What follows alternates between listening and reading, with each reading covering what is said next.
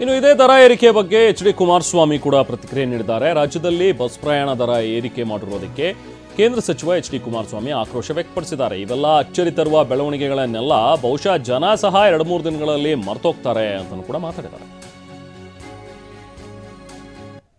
ಈಗಿನ ಈ ಬೆಳವಣಿಗೆಗಳಿದೆಯಲ್ಲ,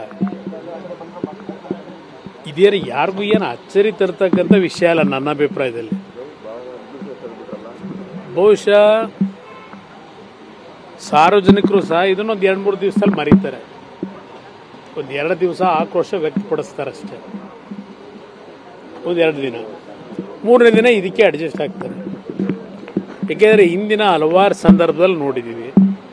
ಈಗ ಇದೇ ಸರ್ಕಾರ ಡೀಸೆಲ್ಲು ಪೆಟ್ರೋಲ್ ಮೇಲೆ 3-3.5 ರೂಪಾಯಿ ಸೆಸ್ಸನ್ನು ಹಾಕಿದ್ರು. ಏನು ಪ್ರತಿಭಟನೆ ಮಾಡಿದ್ರ?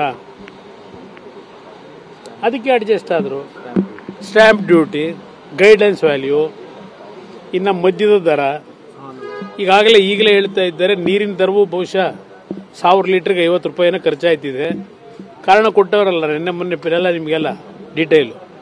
ನೀರಿನ ದರದ್ದು ಏನಾಗುತ್ತೆ, ಹಾಲಿನ ದರ ಏನಾಗ್ಬೋದು, ಇದಕ್ಕೆಲ್ಲ ನೀವು ಹೊಸ ವರ್ಷದಲ್ಲಿ ನಾಡಿನ ಜನತೆ ತಯಾರಾಗಿ ಅಂತಕ್ಕಂಥದ್ದನ್ನು ಸರ್ಕಾರ ಈಗಾಗಲೇ ಸಂದೇಶ ಕೊಡ್ತಾ ಇದ್ದಾರೆ.